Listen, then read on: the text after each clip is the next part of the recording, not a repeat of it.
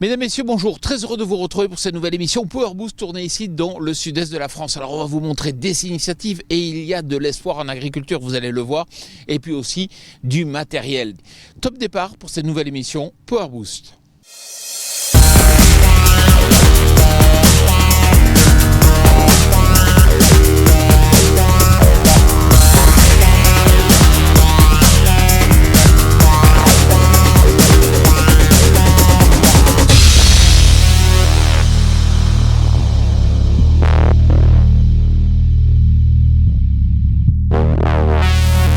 Salut le Power Booster.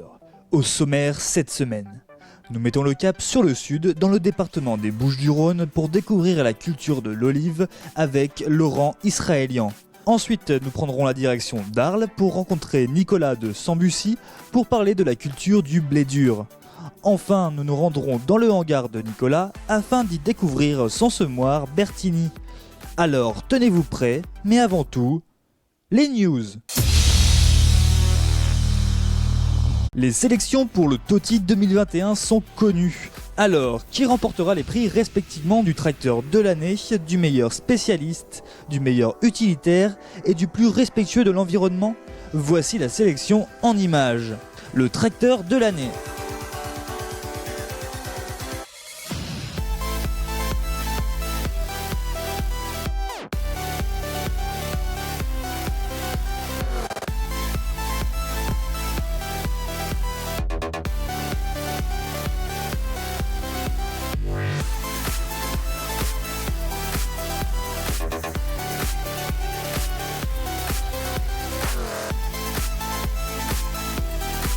Le meilleur utilitaire.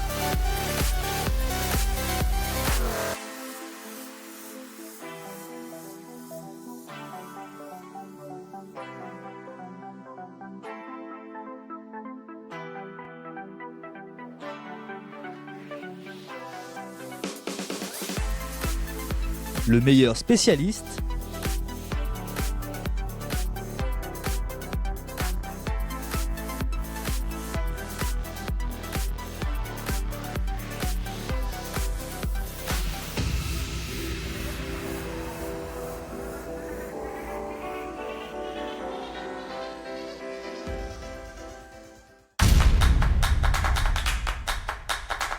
Je vous emmène dans la vallée des Baux-de-Provence à la rencontre d'un jeune agriculteur. Il s'agit de Laurent Israélian. Vous allez voir, il est producteur d'huile d'olive et il a su comprendre qu'il y avait une opportunité pour se diversifier. Image.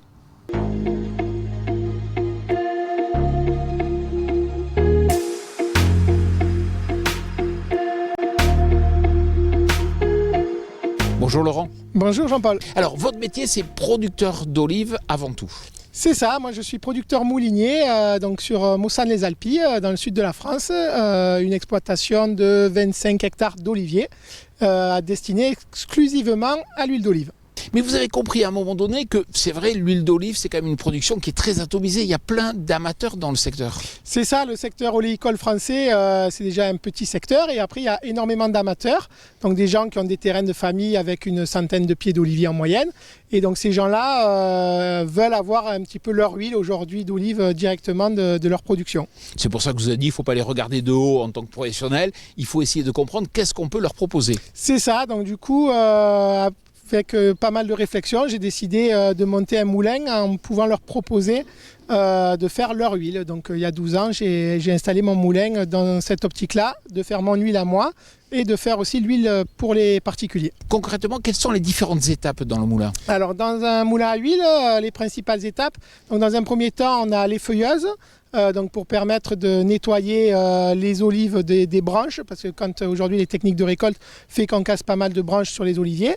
Ensuite, les olives sont rentrées donc dans le moulin. On les triture la journée d'après en général, il reste une nuit dans le moulin. Et donc les étapes sont le lavage dans un premier temps des olives. Ensuite les olives sont broyées entièrement, olives et noyaux, on ne dénoyote pas. Elles sont malaxées pendant 40 minutes environ pour que la pâte soit le plus homogène possible. Ensuite, la pâte va passer dans le décanteur. Donc, c'est une centrifugeuse horizontale qui tourne à 4000 tours minute et qui va séparer la matière solide de la matière liquide de la pâte. Donc, on récupère l'huile et l'eau végétale de l'olive d'un côté, la pâte sèche de l'autre. Et ensuite, le mélange huile et eau va être repompé, amené à une deuxième centrifugeuse verticale cette fois pour séparer l'huile et l'eau. Et les personnes viennent chercher directement donc leur bidon de leur huile. C'est ça, après de suite, donc nous on offre cette possibilité de récupérer directement en bidon le lendemain quasiment son huile personnelle du champ au bidon en 2 jours. Il faut compter combien en termes d'investissement ? Alors après c'est un marché qui est en développement parce que les gens et les petits producteurs souhaitent avoir quand même leur huile directement et pas qu'elle soit mélangée avec d'autres. Et c'est alors à la base le moulin c'est un investissement d'environ 110 000 €. Et il fonctionne combien de mois dans l'année ? Donc le moulin après on tourne au moment de la récolte, donc du coup ça va être 1 mois et demi environ suivant les années, en moyenne c'est 1 mois et demi.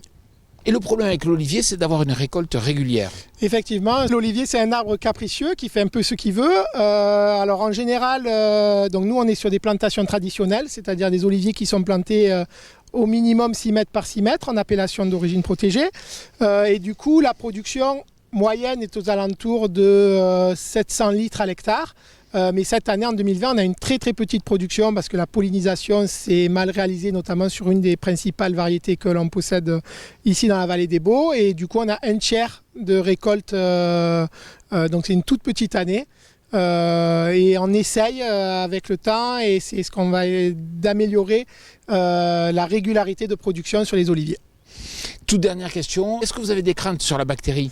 Alors la bactérie Xylella fastidiosa, c'est vrai que ça nous fait peur au départ. Après aujourd'hui, elle a un petit peu évolué, on n'en entend plus trop parler sur le territoire, mais on sait qu'elle est quand même dans le coin. Donc il faut faire attention. La crainte, c'est que si ça nous touchait, ça serait vraiment catastrophique pour tout le secteur oléicole français. Bon, mais Laurent, vraiment, je l'espère pas du tout et je vous souhaite bonne chance. Merci Jean-Paul, à bientôt. À bientôt. Partons à présent à Arles pour rencontrer Nicolas de Sambucy.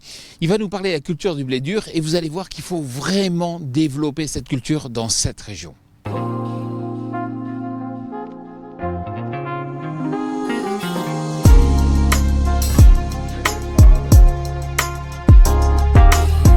Nicolas Sambucy, bonjour. Bonjour Jean-Paul. Vous êtes président de l'association Blé Dur Méditerranée. Je suis content d'être ici dans cette parcelle de blé dur avec vous. Pourquoi ? Parce qu'on refait les mêmes erreurs qu'on a pu faire pour l'hôpital. On veut pour l'agriculture de la production locale, on veut pour notre alimentation, et on l'a vu dans le confinement, on a eu besoin de pâtes issues de blé dur. Et pourtant, dans la région sud, la grande région sud-méditerranéenne qui produit le blé dur, on est en train de perdre des hectares, et pas un peu, puisqu'on a perdu 150 000 hectares en seulement 10 ans. C'est une véritable catastrophe. Vous avez écrit au ministre, qu'est-ce que vous lui avez demandé ? Alors, on est passé de 42 000 hectares en PACA à 16 000 hectares aujourd'hui.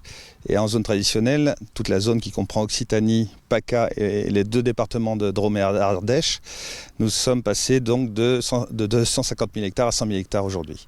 Alors nous avons écrit au ministre de l'Agriculture pour lui indiquer que l'impact de la convergence avait été très fort sur nos exploitations et sur la rentabilité de la production de blé dur dans nos zones.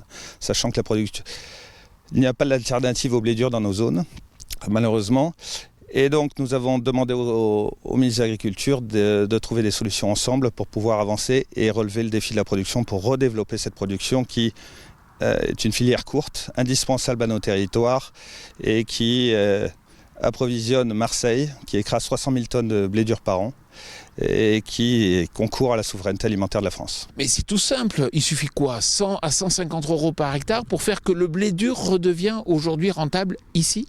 Oui, vous avez identifié vraiment le problème, c'est à la production. Et la convergence des aides nous a pris à entre 100 et 150 € par hectare. Et l'aide couplée qui existe encore ne suffit pas à combler ce manque de rentabilité à la production. Donc nous avons évoqué avec le ministre 2 solutions. La première a été de revaloriser l'aide couplée par une ponction marginale sur toutes les aides couplées aux alentours de 2,4%, ce qui est complètement marginal et insignifiant. Et pour revenir à une enveloppe d'aide couplée à 30 millions d'euros. Et cette solution n'a pas reçu un avis favorable du ministre. Et nous travaillons avec eux très prochainement sur une mesure spécifique du plan de relance territorialisé pour répondre à ce besoin urgent de rupture de la production de blé dur dans nos zones pendant la période de transition avant la nouvelle PAC. Vous allez rencontrer certainement le ministre prochainement, mais cette aide sur la relance, ce n'est que ponctuel et ça ne répond pas vraiment à la logique. Le plan de relance, c'est soit pour la transition énergétique, soit pour la transition agroécologique, mais c'est souvent de l'investissement et ce n'est pas votre cas. Alors nous allons construire avec le ministère une aide territorialisée spécifique dans le cadre de la structuration des filières. Nous sommes déjà une filière très structurée en amont jusqu'à l'aval et contractualisée. Et donc nous allons évaluer le champ des possibles avec le ministère dans ce cadre-là. C'est sûr qu'on n'a pas besoin de mesures d'investissement, on a de mesures de soutien à la production parce qu'on a une baisse de rentabilité sur la production, sur l'acte de production, donc un des maillons de la filière. Dans le nouveau monde, ce qu'on veut, c'est éviter justement le fait qu'à un moment donné, tout le monde se tourne vers d'autres cultures et déstabiliser les marchés. Vous êtes céréalier, même si vous êtes très petit aussi, ici en région sud, avec le blé dur, tous les producteurs en France devraient vous soutenir pour éviter justement ces perturbations.